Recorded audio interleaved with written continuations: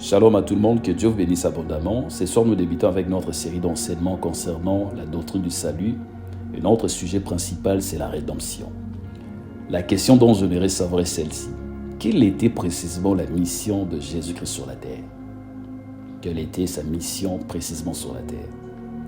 Je réponds, selon Luc 9, 51, la Bible dit « Car le Fils de l'homme est venu chercher, sauver ce qui était perdu ». On pourrait dire que la mission fondamentale du Seigneur sur la terre était d'accomplir pleinement le plan de Dieu, de sauver le perdu. Amen. Nous vous proposons 3 textes. Colossiens chapitre 1, le verset 13 à 14, Éphésiens 1, le verset 7, 1 Timothée 2, le verset 6. Colossiens dit ceci, qui nous a délivrés de la puissance des ténèbres et nous a transportés dans le royaume du Fils de son amour, en qui nous avons la rédemption, la rémission de péchés. Éphésiens dit, en lui nous avons la rédemption, par son sang, la rémission de péchés selon la richesse de sa grâce. Timothée dit, qui s'est donné lui-même en rançon pour tous, c'est là le témoignage rendu en son propre temps. Amen. Amen. D'entrée de jeu, j'aimerais déjà dire ceci.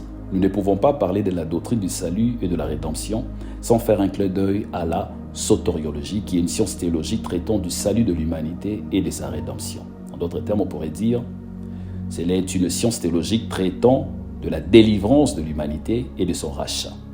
Le nom soteriologie vient du grec, soteria, salut, parole, discours, science. Et la soteriologie est une théologie indissociable de la rédemption.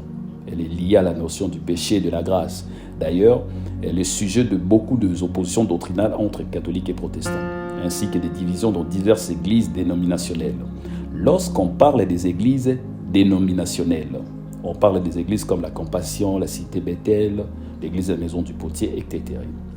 Maintenant, la soteriologie englobe tout ce qui est nécessaire pour que l'homme pécheur, racheté par grâce et réconcilié avec Dieu par Jésus-Christ, parvienne effectivement au salut et à une vie chrétienne épanouie.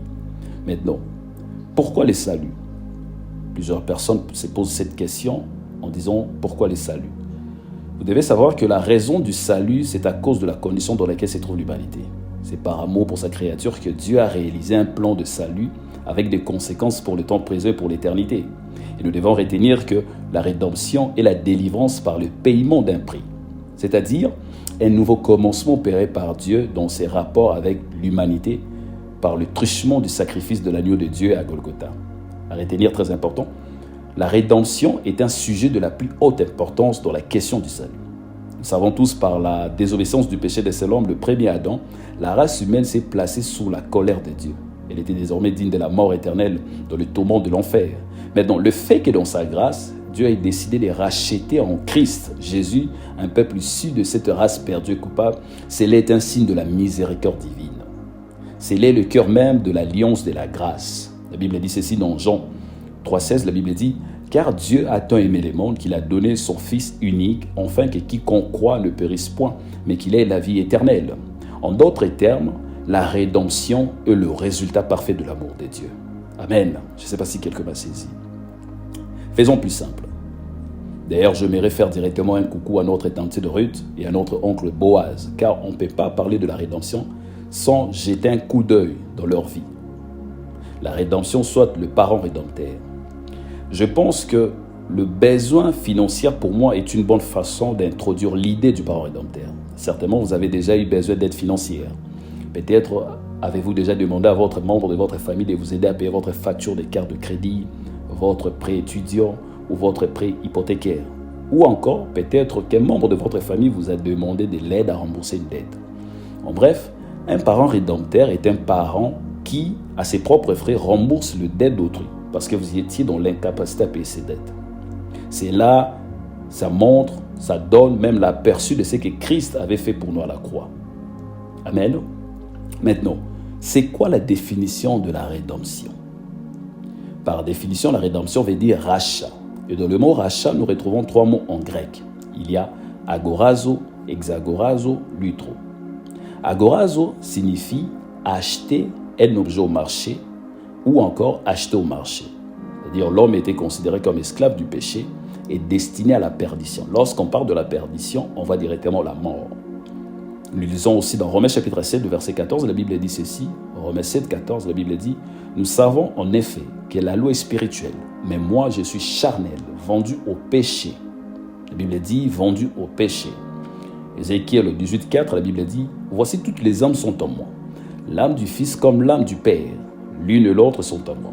L'âme qui pêche, c'est celle qui mourra. » Nous lisons aussi Romains chapitre 6, le verset 23. D'ailleurs, c'est un verset connu de plusieurs chrétiens. La Bible dit « Car le salaire du péché, c'est la mort, mais le don gratuit de Dieu, c'est la vie éternelle en Jésus-Christ notre Seigneur. » C'est-à-dire, pour bénéficier de la gratuité de la vie éternelle, ce n'est pas la personne de ton père ou de ta mère biologique, ni encore au nom de ton mari ou de ta femme, mais en Jésus-Christ notre Seigneur. Il est dit « Le salaire du péché, c'est la mort, condamné à mort. » Lorsqu'on est consciemment dans le péché, cupidité, mensonge, nous sommes condamnés à la mort éternelle. Amen. Agorazo, ces mots impliquent l'idée d'un marché aux esclaves. Ceux qui font l'objet de la rédemption, ils étaient déjà vendus au péché. Et ils étaient sous le coup d'une condamnation à mort. C'est-à-dire, il y avait déjà une sentence dans leur vie, mais la Bible me dit ceci dans Jean 3, 18, « Celui qui croit en lui n'est pas condamné. Mais celui qui ne croit pas, celui-là est déjà condamné, parce qu'il n'a pas cru au nom du Fils unique de Dieu. » En d'autres termes, le prix de la rançon est le sang du Rédempteur qui est mort à leur place, à notre place. Il a pris notre place. Galates chapitre 3, le verset 13, la Bible dit « Christ nous a rachetés de la malédiction de la loi, étant devenu malédiction pour nous, car il est écrit « Maudit est quiconque est pendu au bois ». Christ a pris cette malédiction sur lui. Et il est devenu malédiction pour nous lors de sa crucifixion. Jésus n'est pas devenu malédiction parce qu'il a été crucifié, mais il a été crucifié parce qu'il a été maudit en prenant sur lui le plein poids de péché du monde. Ainsi la Bible dit dans 1 Pierre 2, 24, « Lui qui a porté lui-même nos péchés en son corps sur le bois, afin que mort au péché, nous vivions pour la justice. Lui par le meurtrisseur duquel vous avez été guéris. » La rédemption signifie donc libérant en payant un prix. Et en faisant cela, le Christ nous a exagorasés. Dis avec moi, exagorasés.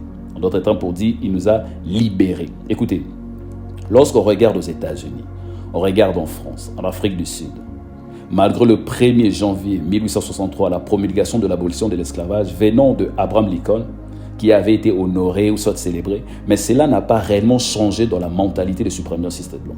En France, malgré les efforts de Victor Schœlcher, qui avait fait promulguer le décret du 27 avril 1848, qui abolit définitivement l'esclavage en France et la réforme de l'empire colonial, cela n'a pas vraiment apporté un changement.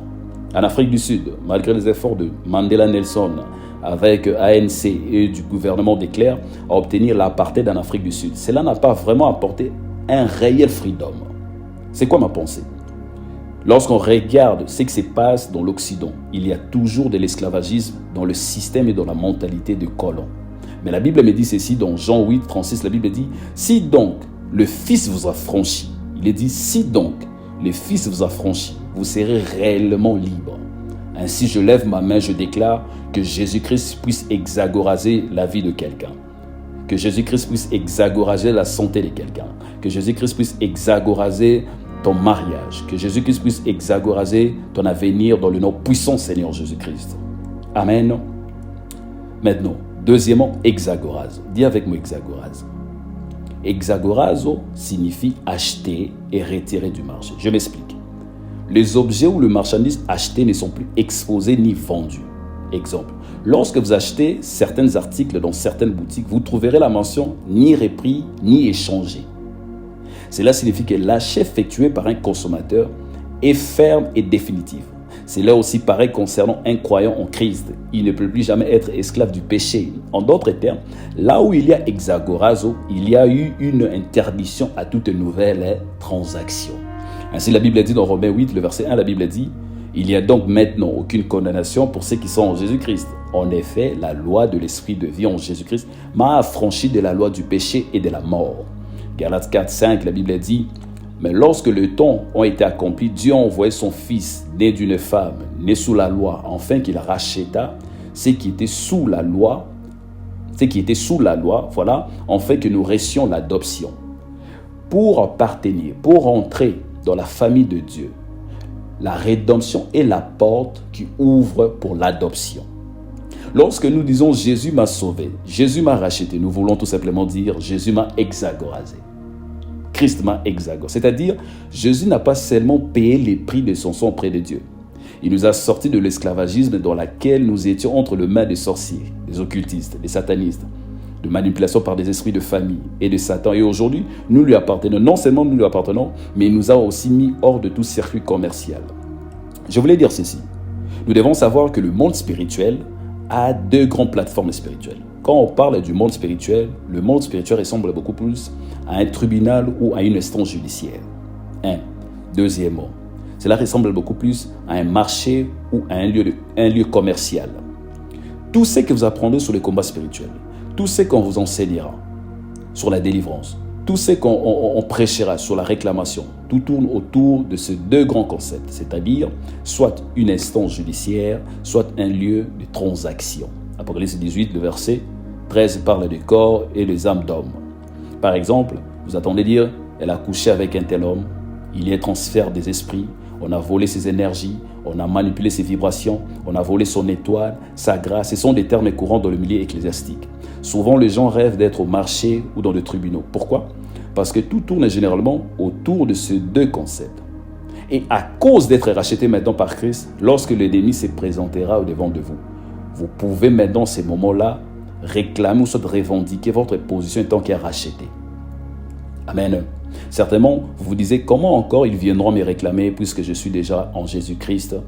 Parce que la nouvelle naissance n'a pas changé ton nom. Car tu portes encore sur toi un nom reconnu dans une lignée qui est encore attachée à certaines réalités spirituelles familiales, côté paternel et côté maternel. Cela leur donne l'accès aux réclamations sataniques à travers ton nom.